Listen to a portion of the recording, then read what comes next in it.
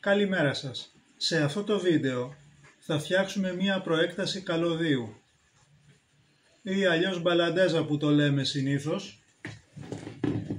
Αν και μπαλαντέζα είναι καλώδιο που είναι τυλιγμένο σε καρούλι και συνήθως είναι πολλά μέτρα.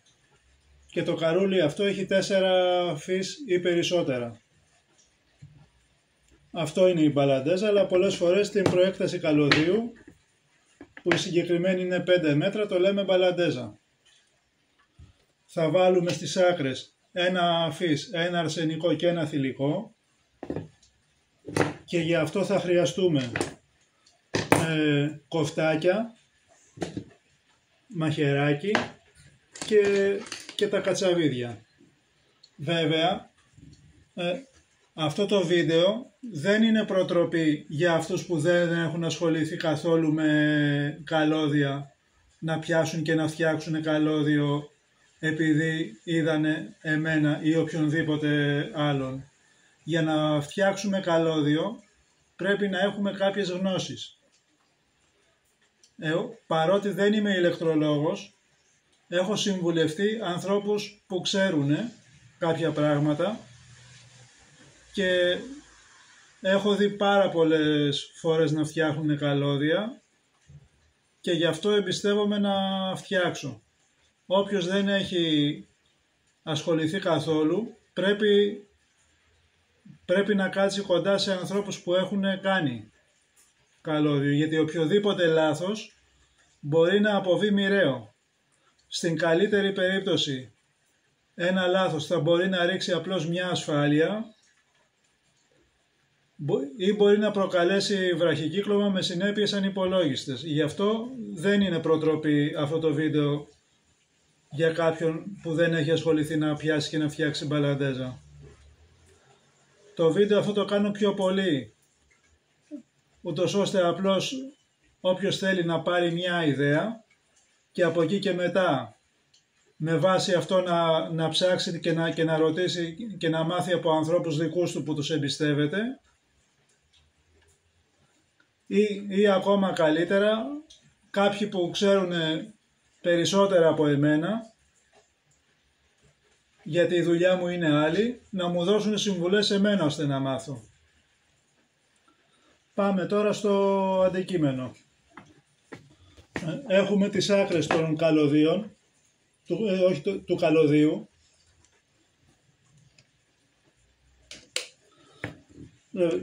Το καλώδιο όπως μου το δώσανε έχει μέσα άλλα 3 καλώδια. Να βάλουμε και τα γυαλιά μας. Λοιπόν, οπότε αυτό που πρέπει να κάνω τώρα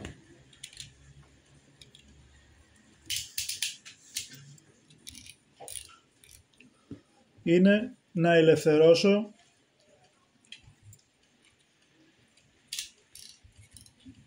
τα καλώδια που περιέχονται μέσα στο εξωτερικό περίβλημα. Το συγκεκριμένο καλώδιο είναι από καουτσούκ, το εξωτερικό περίβλημα. Είναι λίγο πιο ακριβό, αλλά για εξωτερικές εργασίες που κάνω εγώ κυρίως, όπως παράδειγμα χρησιμοποιώ ηλεκτροκόλληση, κόβω ξύλα ή άλλα πράγματα που μπορεί να περάσουν από πάνω από το καλώδιο βαριά αντικείμενα, γιατί είναι στο πάτωμα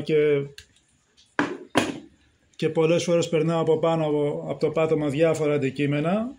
Ένα τέτοιο καλώδιο είναι πολύ ανθεκτικό και δεν κινδυνεύει να χαλάσει. Πάντα βέβαια, όπως και να έχει, θέλει προσοχή.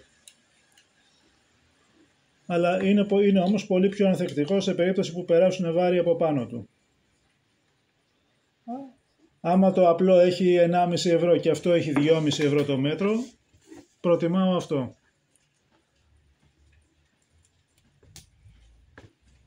Το πρώτο πράγμα είναι να αφαιρέσω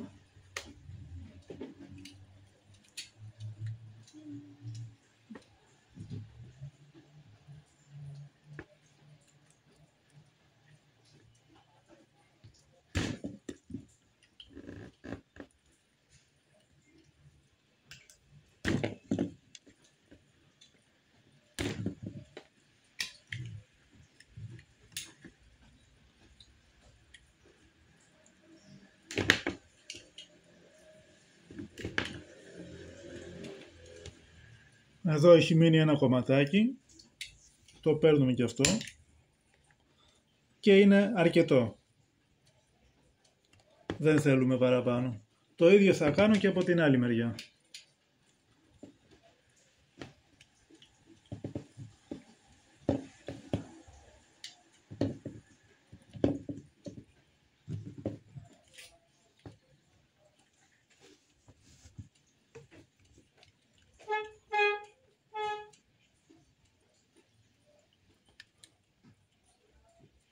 Το χαράζουμε με προσοχή.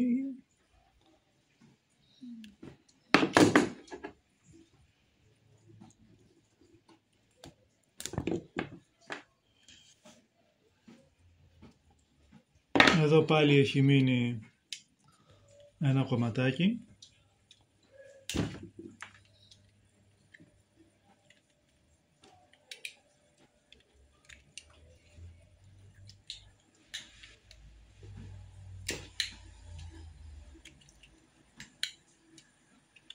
Αυτά καλά είναι, να είναι ίσια. Όποιος έχει απογυμνωτή καλωδίου είναι το καλύτερο. Αλλά εφόσον τώρα εγώ θα κάνω μία μπαλαντέζα και μετά ποιος ξέρει πότε θα ξανακάνω, γιατί δεν είναι πράγματα που τα κάνω συχνά, δεν έχω και λόγο εξάλλου.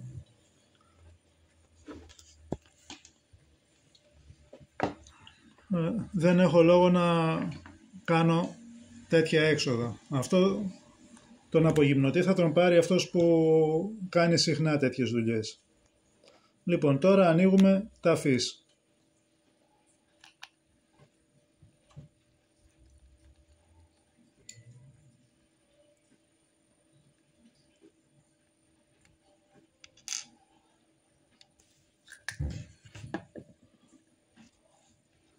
Το καλώδιό μας θα περάσει από εδώ μέσα και η γείωση που είναι το κίτρινο θα μπει στο κέντρο και τα άλλα δύο, το ένα από εδώ και το άλλο από εδώ. Όπως και να πάνε δεν έχει σημασία.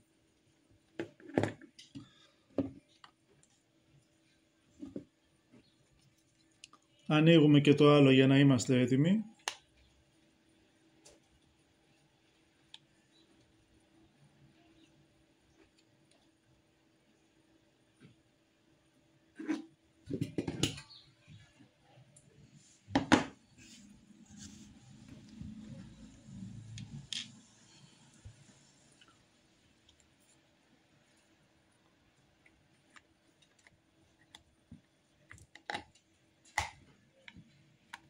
Τα φύς που μπορεί να πάρετε εσείς μπορεί να έχουν κάποιες μικροδιαφορές.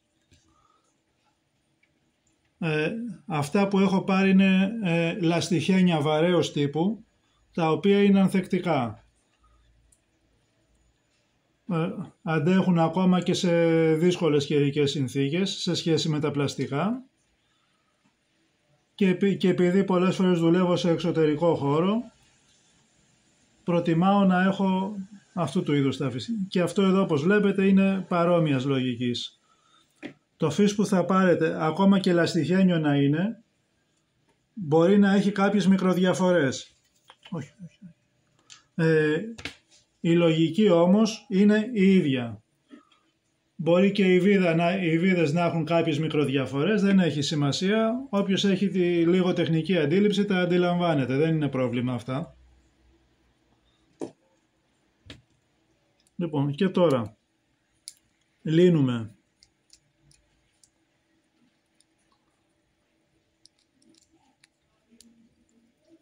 το καπάκι αυτό εδώ πέρα.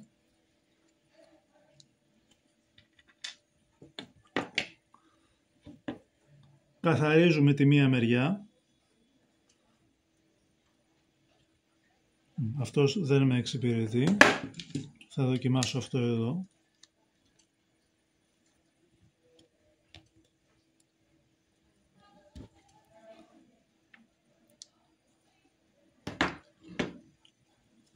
Αυτά τα εργαλεία, αν και ηλεκτρολογικά, τα χρησιμοποιούσα στην εργασία που έκανα παλαιότερα, που είχα επιδιορθωτήριο υποδημάτων, παρότι ηλεκτρολογικά με βολεύανε σε διάφορες δουλειές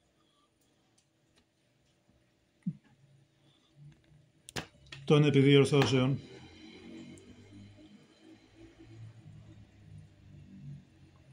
Ουσιαστικά και με ένα μαχαιράκι και με μία πένσα κάποιος μπορεί να τα κάνει αυτά.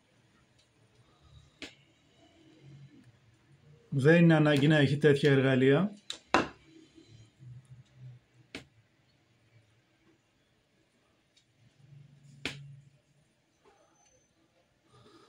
Ας πούμε, αυτά τα δύο εργαλεία, παρότι δεν είναι κάτι το ιδιαίτερο, πριν 8 χρόνια τα είχα πάρει πάνω από 50 ευρώ. Οπότε δεν υπάρχει λόγος να επενδύσει κανείς σε κάτι τέτοιο αν δεν το χρειάζεται. Εγώ τα χρειαζόμουν για τη δουλειά μου και τα έχω.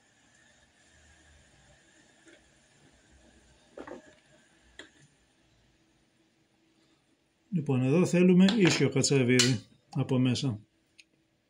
Μπορεί ένα άλλο φύς να θέλει μέσα σταυροκατσάβιδο, απ' έξω να θέλει...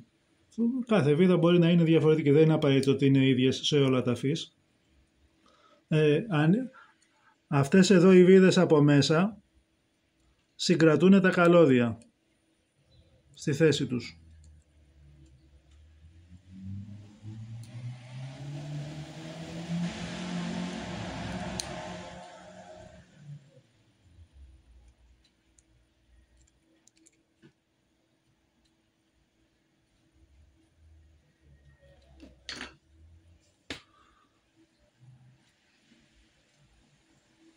Εδώ, όπως είπαμε, πάει η γείωση.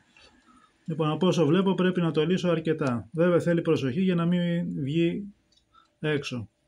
Όχι ότι δεν μπαίνει πάλι, αλλά θα είναι ταλαιπωρία όμως, δεν υπάρχει λόγος. Ωραία, μπαίνει μέσα. Αλλά από ό,τι βλέπω έχει μεγάλο κενό. Αυτό εδώ πέρα πρέπει να το κόψω λίγο.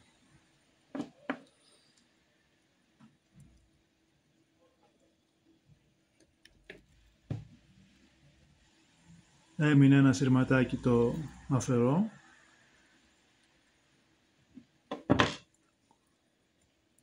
Το τυλίγουμε πάλι με προσοχή. Καλό είναι να μην εξέχουν σειρματάκια. Μάλλον όχι απλώς καλό, είναι απαραίτητο. Βλέπετε μπήκε μέσα και τώρα θα το σφίξουμε.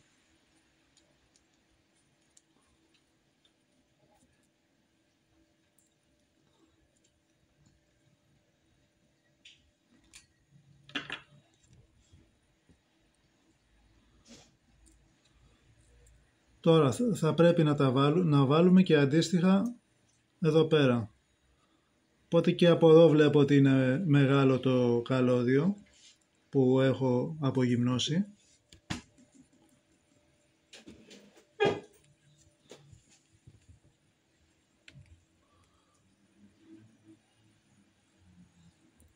Μπαίνει, αλλά καλύτερα να αφαιρέσω λίγο.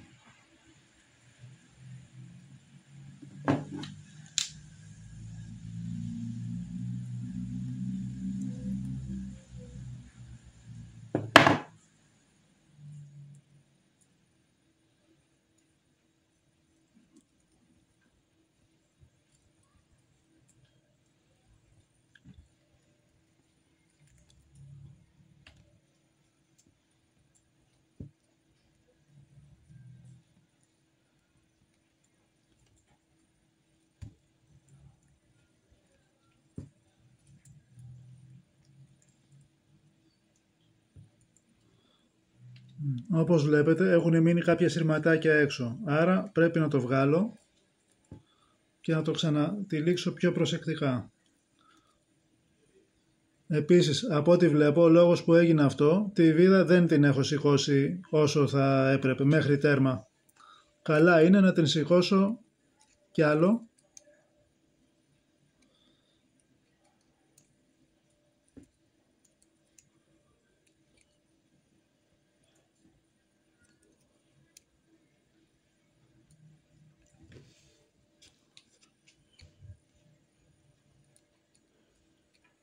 Δεν έπρεπε να έχει πει πρώτα αυτό.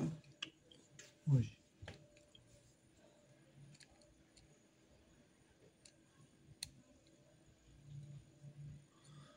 Όπως βλέπετε έχει ελευθερωθεί τελείως το άνοιγμα.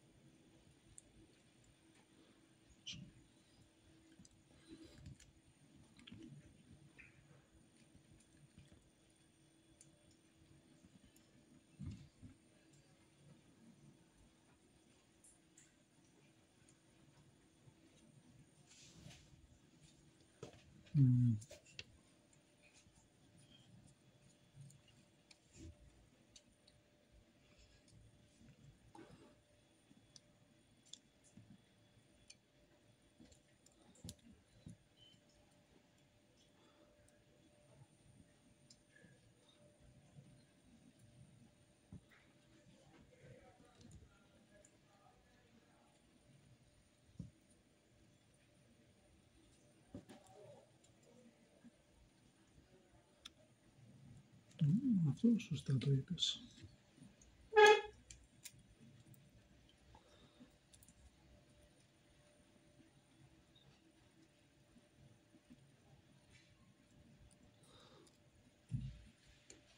Οπότε και από εδώ μαζεύονται τα σύρματα, γιατί δεν το έχω ανοίξει όσο πρέπει.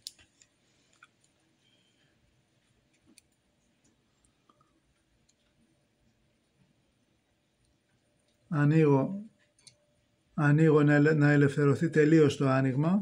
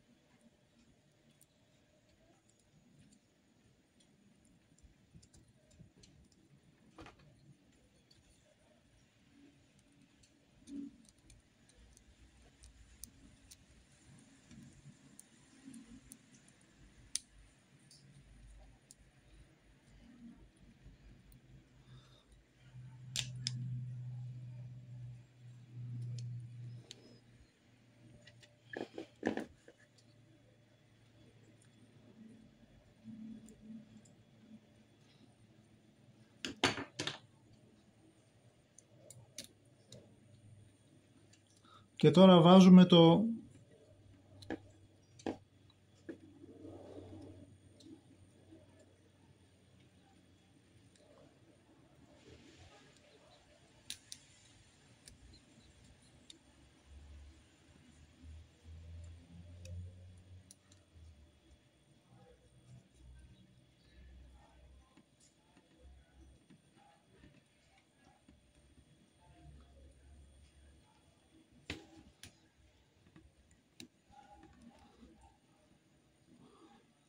από ό,τι βλέπω δεν βιδώνεται, γιατί προφανώς το άνοιγμα που έχει εδώ πέρα είναι μικρό και εδώ είναι μεγαλύτερο.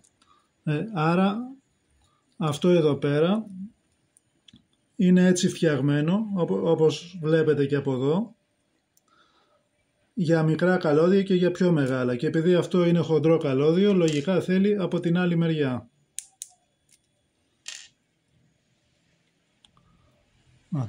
Τώρα στέκεται, όπως βλέπετε, εφαρμόζει πολύ καλύτερα.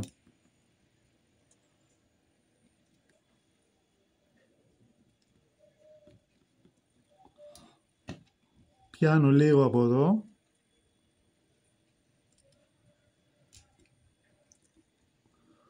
και λίγο από εδώ.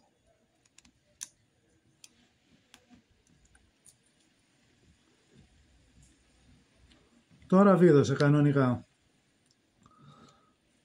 Έχω κάνει ένα μεγάλο λάθος, για το οποίο κανονικά θα έπρεπε να κόψω το βίντεο και να το φτιάξω από την αρχή. δεν το κάνω για να σας δείξω αυτό που είπα πριν, ότι καλό είναι να μην τα κάνει αυτά ένας που δεν έχει ασχοληθεί καθόλου.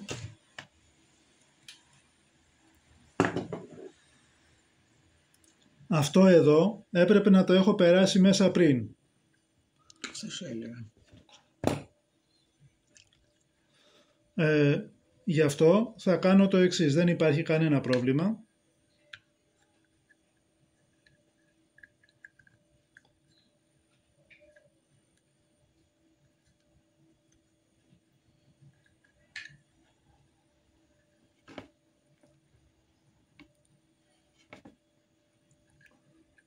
Θα το περάσω τώρα.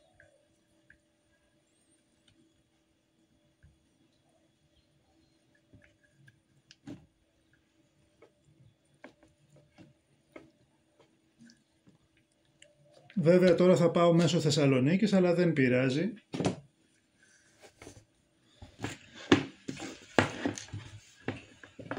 Αυτό έπρεπε να το είχα βάλει πριν.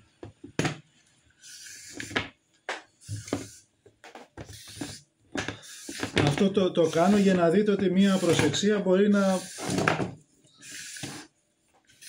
δημιουργήσει, στην καλύτερη περίπτωση όπως αυτή, απλώς μία άσκοπη εργασία, και στην χειρότερη μπορεί να δημιουργήσει μεγάλα προβλήματα.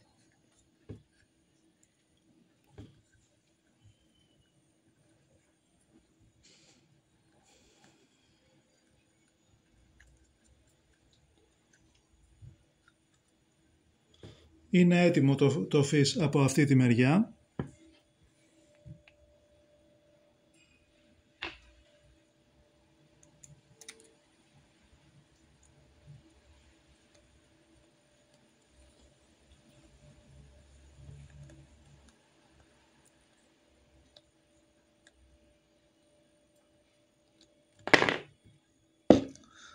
Και πάμε να φτιάξουμε και το άλλο.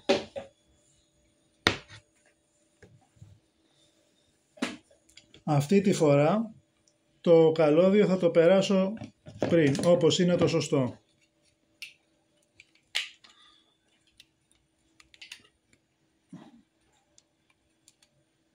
Ανοίγω το κομμάτι που θα περάσει μέσα το καλώδιο, γιατί αυτό εδώ είναι υπολογισμένο για το πιο μικρό καλώδιο που θα μπορεί να μπει. Οπότε το να το ανοίξεις εδώ είναι εύκολο. Με ένα μαχαιράκι ή οτιδήποτε.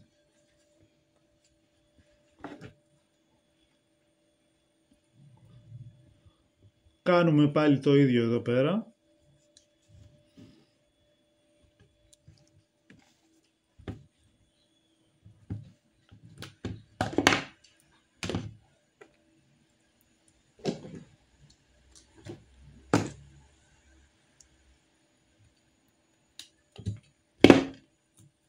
Στρίβουμε τα καλώδια με προσοχή.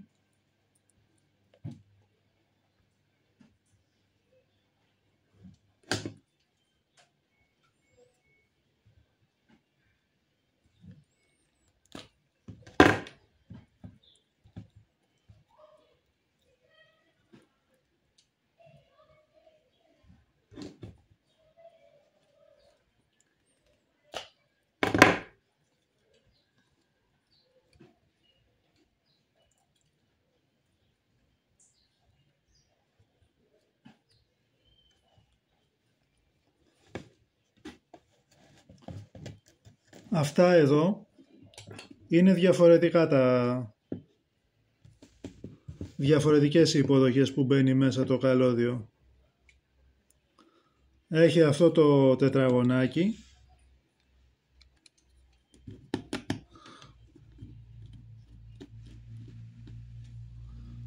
το οποίο όπως βλέπετε χαλαρώνω. Δεν ξέρω αν βλέπετε. Εδώ το τετραγωνάκι, το βλέπετε, αυτό εδώ είναι μεταλλικό. Εδώ από πάνω έχει πάλι ένα πιπ το οποίο είναι και αυτό μεταλλικό. Το καλώδιο θα μπει ανάμεσα εδώ και θα σφιχτεί σε αυτά τα δύο μέταλλα, το πάνω και το κάτω. Το κεντρικό που είναι η γείωση είναι ακριβώς το ίδιο. Όπως είπα πριν, εάν πάρετε κάποιο φύς εσείς, δεν θα είναι κατά ανάγκη με αυτόν τον τρόπο, μπορεί να είναι με τον τρόπο που ήταν και το φύς το άλλο. Μπορεί επίσης και τα δύο να είναι με αυτό ή κάτι παρόμοιο. Όπως και να έχει, η λογική είναι η ίδια. Αυτά πιστεύω ότι είναι μικροδιαφορές για όποιον ξέρει κάποια πράγματα. Αλλά κάποιος που δεν έχει ασχοληθεί καθόλου, όπως είπα και πριν, καλό είναι να μην κάνει πείραμα να δοκιμάσει επειδή είδε το βίντεο αυτό. Οποιοδήποτε λάθος μπορεί να αποβεί μοιραίο. Το να πέσει μια ασφάλεια είναι το λιγότερο. Μπορεί να προκληθούν πολύ σοβαρά πράγματα, να γίνει μια πυρκαγιά, ακόμα και θάνατος. Δεν μπορώ να σκεφτώ το τι μπορεί να συμβεί. Γι' αυτό καλό είναι να μην ασχοληθεί με αυτά κάποιος που δεν ξέρει. Απλώς να ψάξει και να ρωτήσει και να μάθει από ανθρώπους δικούς του και να δει στην πράξη και να τον βοηθήσουν. Και να κάνει πολλές φορές δοκιμή μαζί τους. Σε καμία περίπτωση, ούτε από το δικό μου βίντεο, ούτε από κανένα άλλο.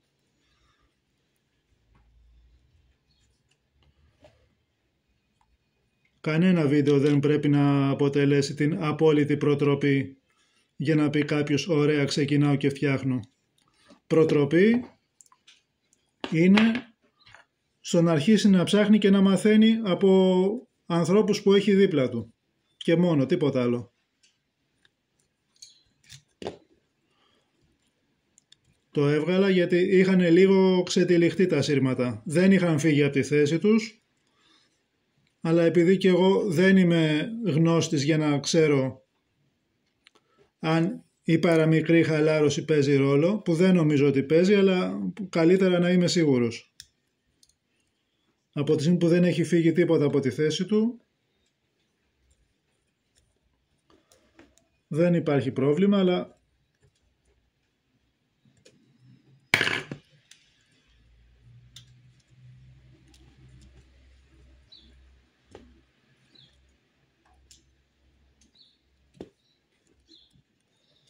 τώρα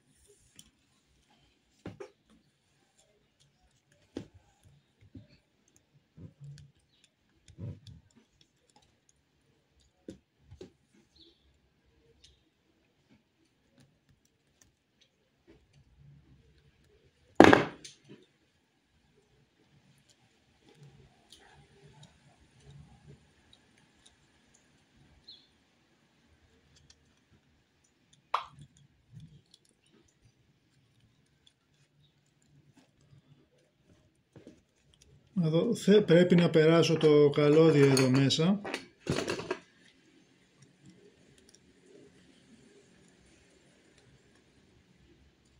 Αλλά δεν θέλω να το λύσω αυτό το πλακάκι.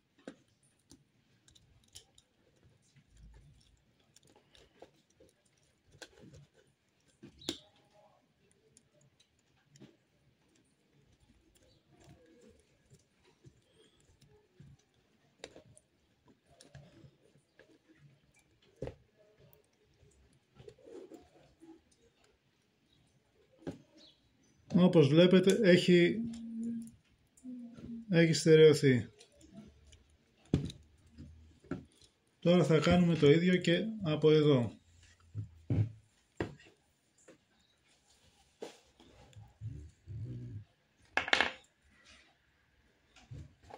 Θα το λύσω λίγο ακόμα. Το βλέπετε πόσο έχει ανοίξει.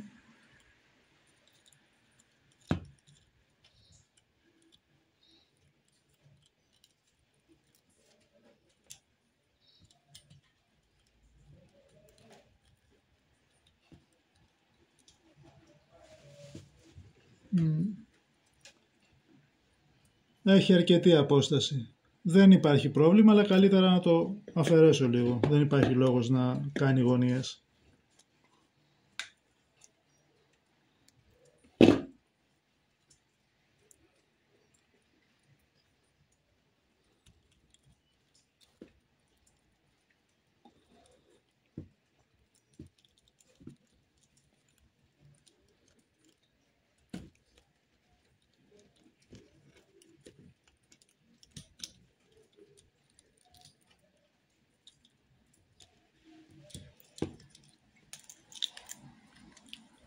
Λοιπόν, αυτό έφυγε από εδώ, θα το ξαναβάλουμε.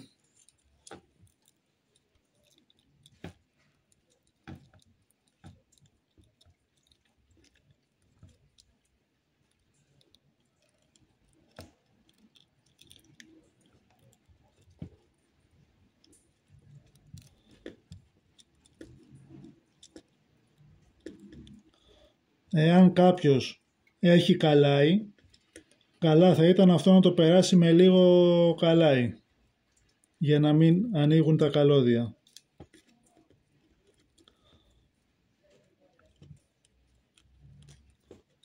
Δεν ξέρω κατά πόσο ισχύει αυτό που λέω, το έχω ακούσει. Θα ήθελα να μου πούνε οι γνώστες. Και όχι μόνο για αυτό που είπα μόλις τώρα, για οτιδήποτε κάνω εδώ πέρα. Εάν κάνω κάτι λάθος, θα ήθελα να με διορθώσουν.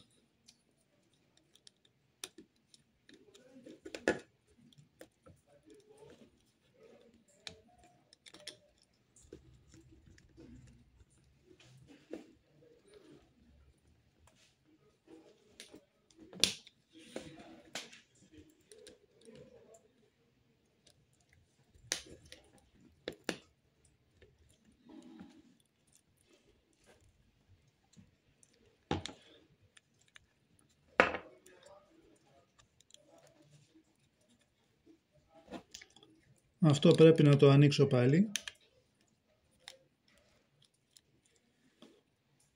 Το βλέπετε ότι όσο το ανοίγω κατεβαίνει προς τα κάτω.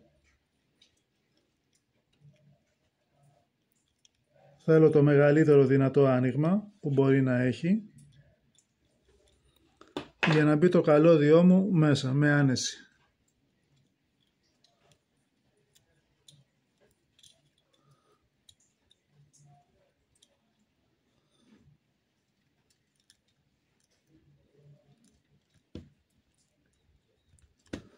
Και εφόσον έχει μπει μέσα, το κλείνω.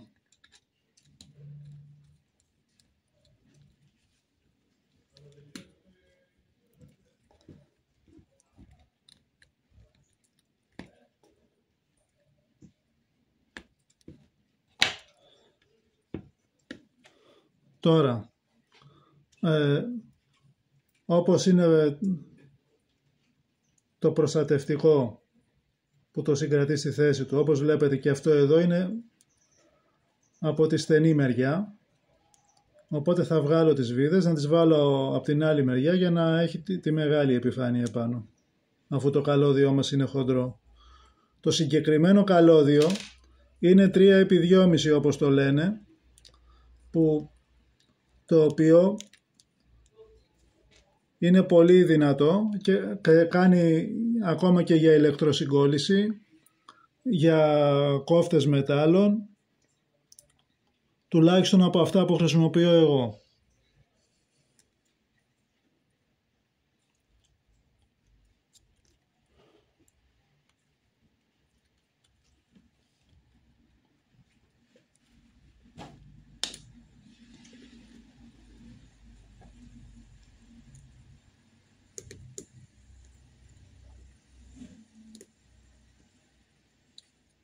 Εδώ πέρα το έπιασα λίγο, θα πιάσω λίγο και από την άλλη μεριά και μετά θα αρχίσω να σφίγγω.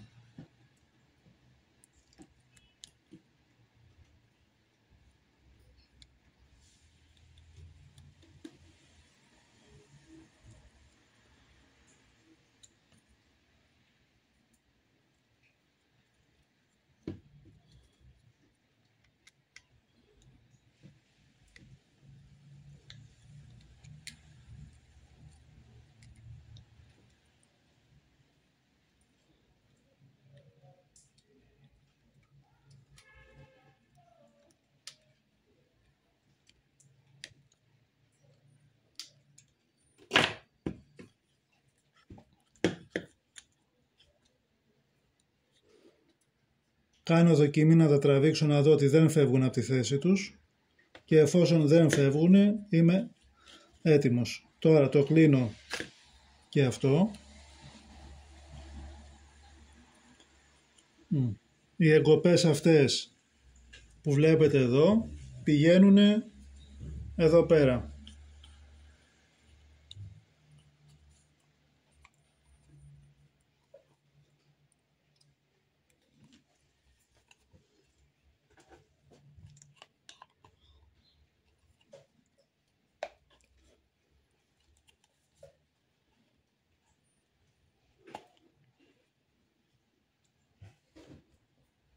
Και τώρα βάζω την τελική βίδα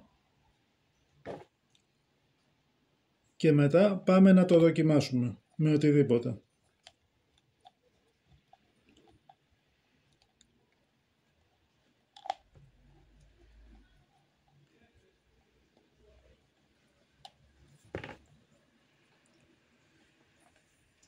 Είμαστε έτοιμοι.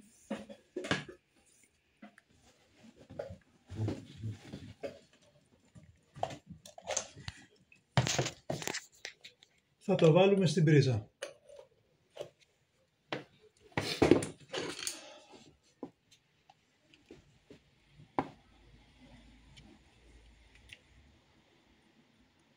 Όπως βλέπετε έρχεται ρεύμα. Στη μία μεριά δεν έρχεται. Έτσι είναι το σωστό.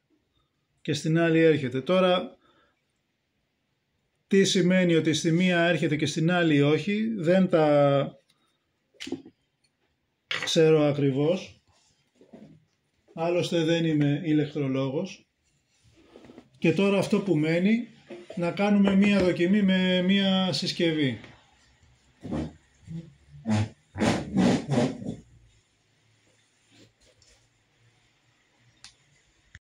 Και τώρα φίλοι μου, ήρθε η ώρα της αλήθειας. Θα κάνω δοκιμή με αυτά τα δύο μηχανήματα. Ξεκινάω με την ηλεκτροκόλληση αυτή εδώ πέρα, η οποία είναι πολύ τσακπίνα. Παρότι όπως θα δείτε έχει πολλά αμπέρ, έχει τη δυνατότητα να δουλεύει και στην πρίζα του απλού φωτισμού. Παρότι εγώ έχω συνδέσει αυτή τη στιγμή την μπαλαντέζα μας στην πρίζα του πλυντηρίου που είναι η ισχυρότερη του σπιτιού, επειδή ο κόφτης αυτός εδώ πέρα που έχει 2200 βατ είναι κόφτης μετάλλων και δουλεύει μόνο στην πρίζα του πλυντηρίου. Αλλά θα τα δοκιμάσω και τα δύο, ξεκινώντας βέβαια από το πιο μικρό. Βέβαια αν δουλεύει το ένα δουλεύει και το άλλο. Αν υπάρχει πρόβλημα δεν θα πάρει καθόλου ρεύμα, αλλά παρόλα αυτά θα τα δοκιμάσω και τα δύο. Για να δούμε. Θα κάνουμε το μπαμ ή όχι. Λοιπόν, όπως βλέπετε παρότι έχει πολλά αμπέρ, που συνήθως οι ηλεκτροκολλήσεις που χρησιμοποιούν τόσα πολλά αμπέρ δεν δουλεύουν με τίποτα σε πρίζα απλού φωτισμού, αυτή μπορεί να δουλέψει. Αλλά εφόσον έφτιαξα την μπαλαντέζα αυτή, κάνω δοκιμή σε ένα μηχάνημα που χρησιμοποιεί λιγότερο ρεύμα. Και όπως βλέπετε μια χαρά τα πήγαμε.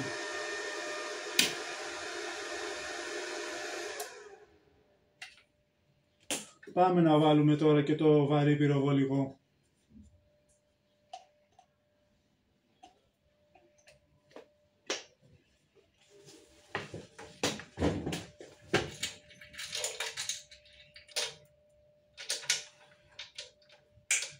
Αυτό το μεταλλάκι που έχω εδώ είναι πατέντα δική μου για να έχει μεγαλύτερο άνοιγμα, γιατί αυτοί το είχαν φτιάξει να κρατιέται από την αλυσίδα, αλλά την αλυσίδα τη βρήκα ενοχλητική. Βέβαια αυτό δεν αφορά το θέμα, απλώς μου αρέσει να βρίσκω πατέντες βελτίωσης σε ό,τι κάνω. Και επίσης ένας λόγος που κάνω αυτό το βίντεο δεν είναι για να δείξω πώς φτιάχνεται η μπαλαντέζα. Αυτό υπάρχουν άλλοι που είναι ηλεκτρολόγοι και το ξέρουν πολύ καλύτερα από μένα να το κάνουν. Αυτό είναι μία προτροπή για αυτούς που δεν ξέρουν να κάτσουν δίπλα σε κάποιους που είναι ήδη γνώστες, να τους μάθουν εκείνοι και όχι εγώ, και για τους γνώστες που το βλέπουν να μου προτείνουν εμένα τρόπους να τα κάνω καλύτερα κάποια άλλη φορά επόμενο καλώδιο, ή αν έχω κάνει κάποιο λάθος που δεν το έχω εντοπίσει να το διορθώσω. Πάμε τώρα να κάνουμε δοκιμή.